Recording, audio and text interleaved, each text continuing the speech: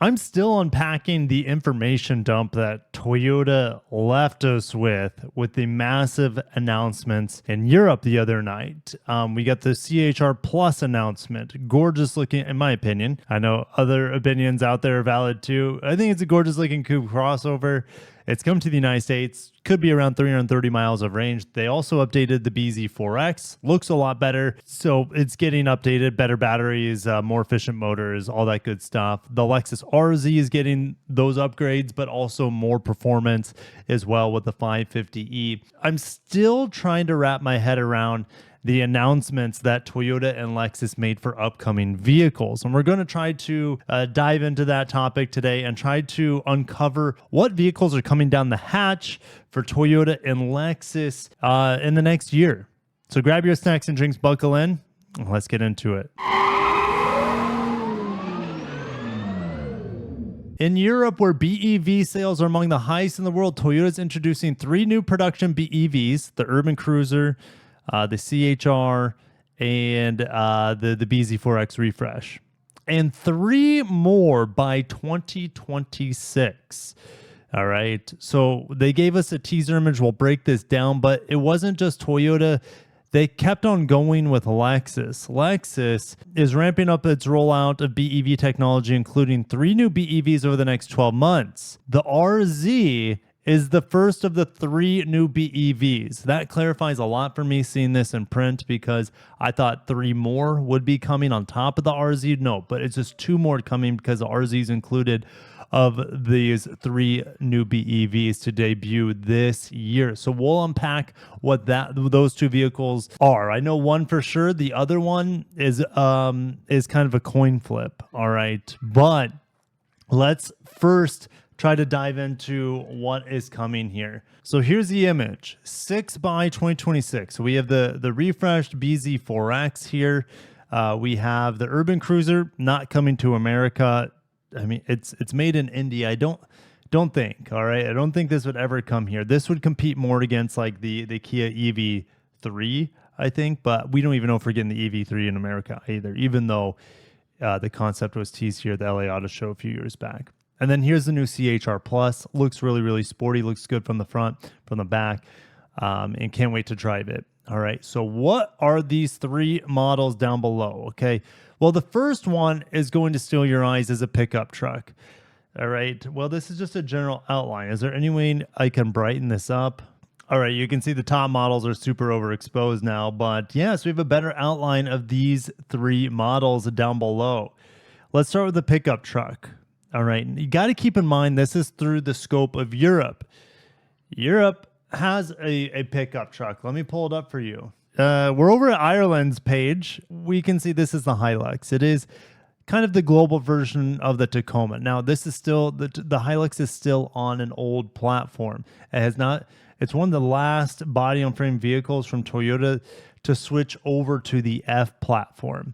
And there are, of course, a bunch of different grades.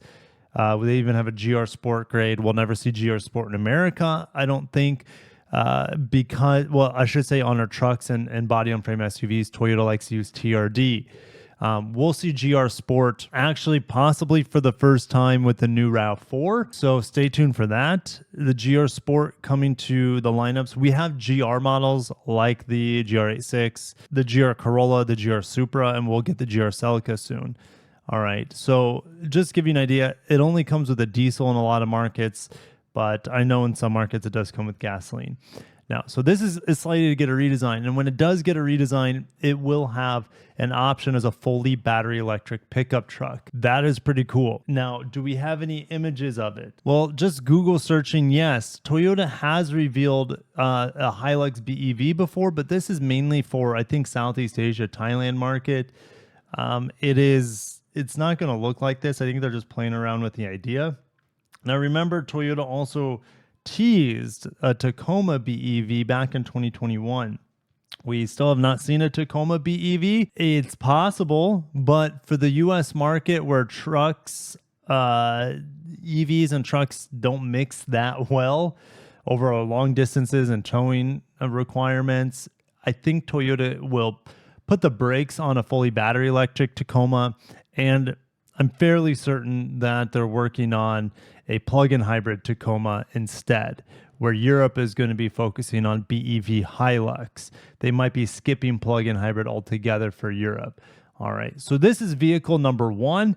Again, the design will change quite heavily because it should, this actual production Hilux, it should coincide with the new redesign for the Hilux on the new F platform.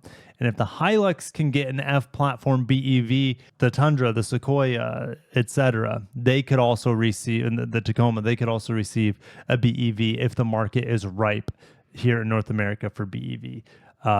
It's going to be a while though, guys. It might be a decade or two. All right, so trucks nailed down. Hilux BEV, you can chalk it up to almost certainty. This is the last one we're going to tackle. The next one is pretty obvious. And even Toyota said it in the press announcement that they're going to be coming with the Land Cruiser SE. Now, I was able to walk around this vehicle. It had no interior. It's just a clay model at the Japan Mobility Show in 2023. David and I walked around it. We thought it was interesting that Toyota would be spreading the Land Cruiser name for vehicles that are not body on frame. But how I see this is a direct competitor to something like a Range Rover Velar or something like that, or a Range Rover Sport, but fully battery electric.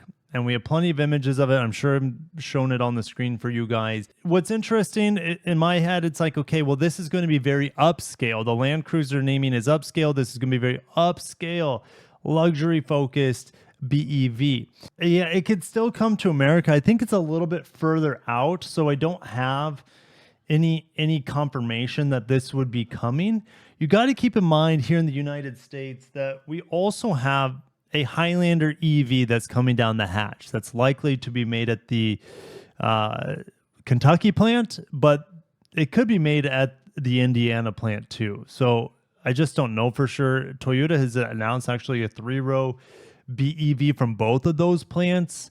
So it's a bit confusing, but the Highlander EV, formerly known as the BZ5X, is coming probably mid 2026. And so this vehicle that is slated for Europe, this Land Cruiser Sport, might not come till spring of 2027. All right, so this one's pretty far out. It will be announced in the next year, by the end of this year. So, you know, what did they say? 6 by 2026. So I think it'll be, I mean, it could have been moved up, but it's at least going to be announced by 2026, this model. The Hilux actually could come this year, by the end of this year, early next year, not for the US, for European markets, other markets. So the Hilux could be coming, like I said, end of this year, maybe early next year. And this vehicle, the last one before we move on to Lexus, this is a wagon. All right, let me pull up an image of the wagon we already get in the United States, which is the Crown Signia. And we'll talk more about the Crown Signia. I actually have an update. Actually, I'll just say it this year. The Crown Signia has just been launched in Japan, and it comes with the plug-in hybrid to 2.5 liter that the RAV4 Prime has. Or should I say the RAV4 PHEV, since they got rid of the priming naming. So anyways, this vehicle is now available in Japan as a hybrid and a plug-in hybrid. And then what the heck is this? It looks awfully similar to a Crown Signia. Now, it looks maybe a little bit taller, but it's the same sort of vehicle, except this is a fully battery electric. What the heck is this going to be called? Well, my sources are saying that this is going to be called the BZ4X Touring. This is a very strange model, in my opinion. How I see it, here's the thing. It's possible Toyota could cancel the gas Highlander. Don't put money on it right now, but like it could survive another model year for sure, maybe 2. But guys, with how many cars Toyota has, and this is supposed to come to the United States as well, early 2026. So with how many cars and crossovers Toyota has, it's getting a bit mind-numbing. So now you have the CHR BZ4X. You're going to have the new Highlander EV, which is a 3-row, which is kind of like a wagon, right? And then you have all the gas and hybrid models too. It's just product overload. It's great for me because I can make a lot of content, but as a consumer, I wonder if there's a point of diminishing returns. Like, what's the point of offering all these models? Variety is good, choice is good, but does this drive up cost having so many bespoke models? I don't know. I mean, Toyota already has scale on their side, the biggest, largest automaker in the world. So I don't know. If they couldn't make money off of it, they wouldn't be making it. But the fact that we're getting a refreshed BZ4X, CHR Plus, we're getting a Highlander EV, and we're getting this thing, BZ4X Touring, or maybe they call it Crown Signia Plus. That tracks too. Crown Signia Plus, because they just did the CHR Plus as a fully battery electric. And I love wagons. Don't get me wrong. I love wagons.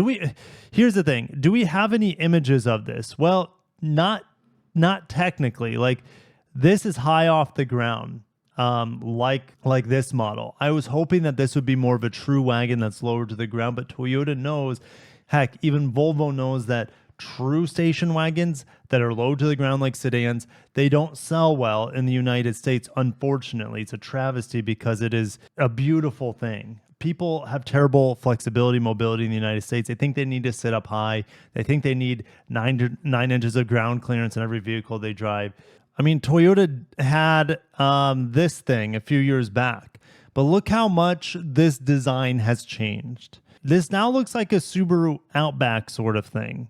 All right. And don't be surprised, guys. Don't be surprised. Maybe Toyota, things are starting to connect for me. You got to keep in mind, Toyota and Subaru have shared the BZ4X and the Solterra. Subaru makes the Outback, and they have an Outback redesign coming soon. It's very boxy. Watch my spy shot video of it. And by the way, the Outback has just been spied being compared to an Ioniq 5N. They're testing it against an Ioniq 5N. What is interesting is Subaru working on a fully battery electric STI known as the STE. It's a possibility. So this looks very Subaru to me. Instead of this traditional wagon that Toyota showed, I don't know, 4 or 5 years ago, this is kind of like the Highlander EV coming. Now, the Highlander EV will look a lot different than this. Highlander EV will look more like this, in theory. They could change it, right? This looks very on par with their current design language with the hammerhead design and whatnot. So we'll see if it actually looks like that. But this was kind of like the BZ4X precursor. This model, don't know what it is. And then this was the wagon that has transformed into this. To me, this has Subaru's fingerprints all over it. Time will tell, though. And maybe we'll get an announcement from Toyota or Subaru soon. You got to keep in mind that this vehicle is supposed to be available, let's see here, in January of 2026 for Europe. That's what I'm hearing. And in theory, it could be available here in January, February timeframe as well for the United States. So very fascinating. Again, it's just, is there too much overlap when you have something like the Crown Signia, when you have something like the Highlander EV coming maybe 6 months after this vehicle with 3 rows of seats? I know it'll be bigger, but longer, maybe not. But this is the sort of wagon I would rather have instead of just having every single flavor possible of a crossover. The BZ4X for sure coming to the United States. All 3 of these coming to Europe. This model, they want to have more Land Cruiser products globally, so I wouldn't be surprised if this comes to the United States too. But then we run into the issue of the old Land Cruiser 200 series that was priced so expensive that it didn't sell that well here compared to the Lexus counterpart. And there will probably be a Lexus counterpart to this vehicle by the time that it comes around. And then a Hilux EV, BEV coming for Europe as well. So let me see here. Again, my timelines, spring 2027, possibly winter. By the end of the year, I guess this could be announced or even available. And this will be available, I'm hearing, early 2026, very early 26. So they're coming quickly, and it is exciting to see all this new product come for Toyota, whether you like EVs or not. I know it's not for everyone. Should we move on to Lexus? All right, at the Lexus event, check out what they revealed. Okay, well, now we know one of these 3 models, and they're all placeholder. Nothing to deduce from here, really, at this point, if I use that word right. Yes, deduce, to arrive at, to draw a conclusion.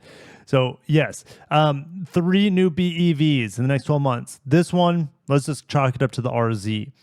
Then they showed this slide saying, hey, we're going to give you a behind the scenes sneak peek at this vehicle. And then this, in my opinion, this is 100% the ES BEV. My sources are saying that the ES is going to launch as a fully battery electric initially for a few months, maybe 6 months, and then a hybrid with a 5th gen hybrid system from the Camry will be available. ES 500E, ES 350E, and ES 350H. We don't know if the 350H will be standard all-wheel drive or optional all-wheel drive, I should say. That remains to be seen. I would assume it would be standard all-wheel drive. That's kind of how Lexus likes to do most of their hybrids. However, if you look at the UX, they have a front-wheel drive hybrid and all-wheel drive hybrid. Which is a bit silly as a Lexus brand. All right. Because even the RAV4 hybrid doesn't give you the option in America of a front wheel drive or all wheel drive. They just give you all wheel drive, but that could change with the next gen RAV4 going fully hybrid. That might give you more options. All right. So do we have images of this ES? Well, not really. This is the closest thing we have. There was an old render right back here in the end of 2021. All right. And this is the ES. Now, here's the thing. Let's compare this ES design to what we have above, right? Are there similarities?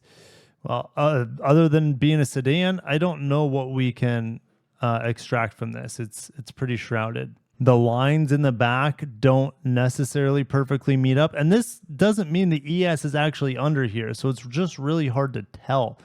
However, this hood line, these hood lines here could be very similar.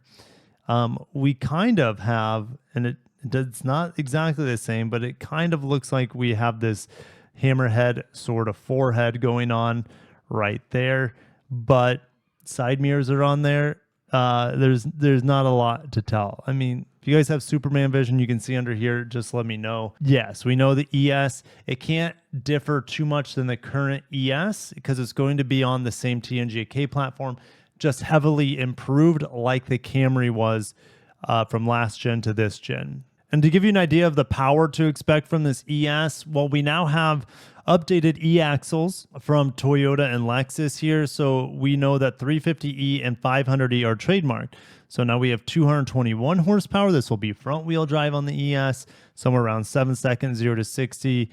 We'll see a 77 kilowatt hour battery here. All right. This will get really good range, really good efficiency here. We could see 340 miles or more of EV range on this guy. All right. There's going to be a dual motor with 375 horsepower and 0 to 60 in the low 4s.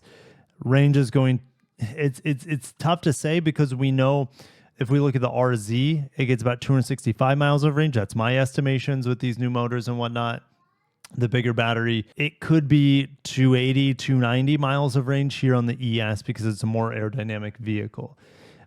In theory, right? We don't know for sure yet, but it's a sedan. It should be more aerodynamic. So these are the powertrains that we'll see. And then we'll see a 225 horsepower to 232 horsepower, roughly 5th gen hybrid. That's going to get you probably about 45 miles per gallon, very similar to the current ES, but with more power than the current ES hybrid, a smoother hybrid. And then if you get it in front wheel drive, maybe with the smaller wheels, if they option those smaller wheels, you could see mid 50s. It's not going to get Camry levels, like Camry LE levels of efficiency with the 16-inch wheels that are on there or whatever, how small they are, and a very basic interior. I've got 62 miles per gallon on the basic Camry LE. It's just insane.